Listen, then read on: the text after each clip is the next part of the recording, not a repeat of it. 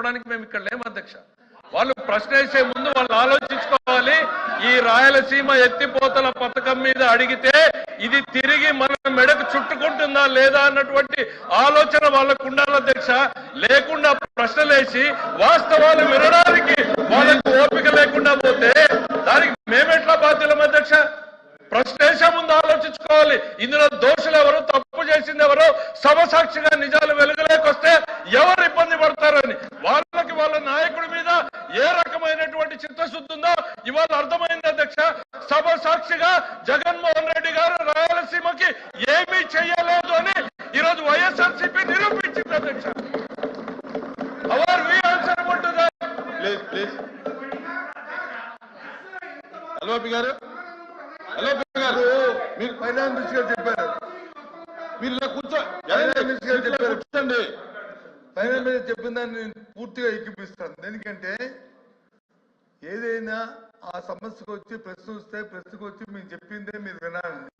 అంటే అక్కడ ముఖ్యమంత్రి గారు చెప్తే, గౌరవ ముఖ్యమంత్రి చెప్తే, ఇక్కడ గౌరవ ముఖ్యమంత్రి గురించి ఆపాదిస్తే మేము గౌరవ ముఖ్యమంత్రి అన్నారు లేదంటే కాదు, మేము చెప్పింది మీరు మీరు అంటే ఆయన అవలేపుకుంటారు. ముఖ్యమంత్రి గారు చెప్పారని దాన్ని డైవర్షన్ చేస్తూ అంటే ముఖ్యమంత్రి గారితో ఇద్దరు మాట్లాడుకుని ఆలోచింపడి రాష్ట్ర ప్రజలను తగడ పెడితే చూస్తూ ఊరుకోవాలి అధ్యక్ష. ఒక ప్రతిపక్షంగా ఇదే అధ్యక్ష, ఇదే అధ్యక్ష, ఇదే ప్రధానమంత్రి చెప్తున్నా అధ్యక్ష, ఇది ధర్మ అధ్యక్ష, ఇది అది కాదు అధ్యక్ష. ప్రధాన ప్రతిపక్షంగా మా బాధ్యత ఈ రాష్ట్ర ప్రయోజనాల కోసం, రాష్ట్రం కోసం ఏ సమస్యను తీసుకొచ్చి అడుగుతాం అధ్యక్ష. కానీ వాళ్ళు చెప్పినట్టు వచ్చి మేము చెప్పిందే వినాలంటే, మేము చెప్పిందే డైవర్షన్ చేయాలంటే ఇది ధర్మం కాదు కదా అధ్యక్ష. ఆయన చెప్తుంది అన్నమాట. గవర్నమెంట్ మీరు చెప్పిందే కదా, ఇది మీరు చెప్పిందే. ఇది బాగుండి ఏం చేస్తాం, బాగుండి ఏం చేస్తాం, బాగుండి ఏం చేస్తాం, బాగుండి ఏం చేస్తాం.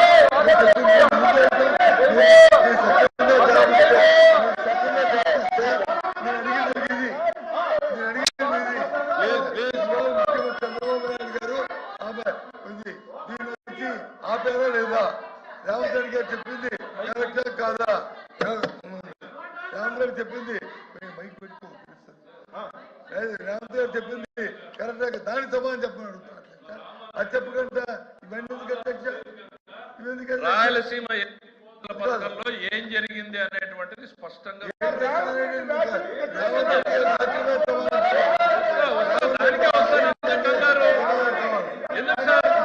ఆ రోజు సభలో ఇరు పక్షాలు మాట్లాడుకున్నారు. ఆ రోజు అక్కడ ముఖ్యమంత్రి గారు ఏదో చెప్పారు. సార్ వినండి సార్, వస్తున్నాం, దానికి వినే ఓపిక ఉండాలి, వినే ఓపిక ఉండాలి. ఆ రోజున తెలంగాణలో ఏదో జరిగింది, ముఖ్యమంత్రి గారు ఏదో ప్రకటన చేశారు అని చెప్తున్నారు. చెప్పినప్పుడు దానికి ఆ రోజు బాధ్యుడైనటువంటి ఇరిగేషన్ శాఖ మంత్రిగా పనిచేసిన హరీష్ రావు ఏం చెప్పాడు?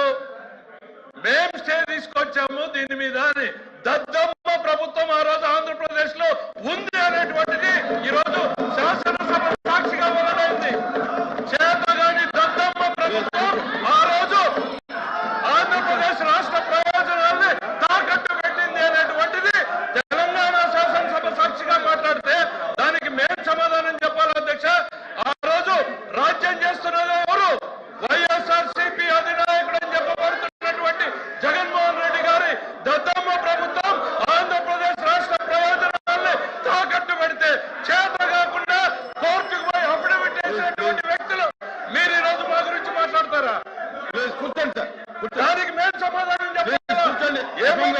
మీరు question number 1483 and 14266 are withdrawn by the members. Remaining questions are deemed to have an answer. Short notice question is postponed. House is adjourned for 5 minutes. మరి కేసీఆర్ గారు కానీ హరీష్ రావు గారు కానీ అక్కడ నాయకులు చెప్పారు అధ్యక్ష. అంటే ఈ రకంగా అధికారంలో ఉన్నప్పుడేమో రాయలసీమ ఎత్తిపోతల పథకాన్ని మర్చిపోయారు అధ్యక్ష. 4 సంవత్సరాలు ఇవాళ ప్రతిపక్షంలోకి వచ్చిన తర్వాత 11 సీట్లకు కూర్చోబెట్టిన తర్వాత ఇప్పుడు గుర్తొచ్చింది అధ్యక్ష. రాయలసీమ ఎత్తిపోతలు 11 సీట్లు ఇస్తేనే కానీ వీళ్ళకు గుర్తు రాలేదు అధ్యక్ష. రాయలసీమ ఎత్తిపోతల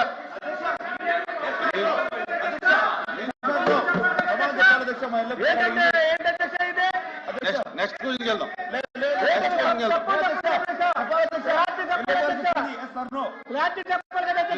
చెప్తాను. ఎల్వైపీ గారు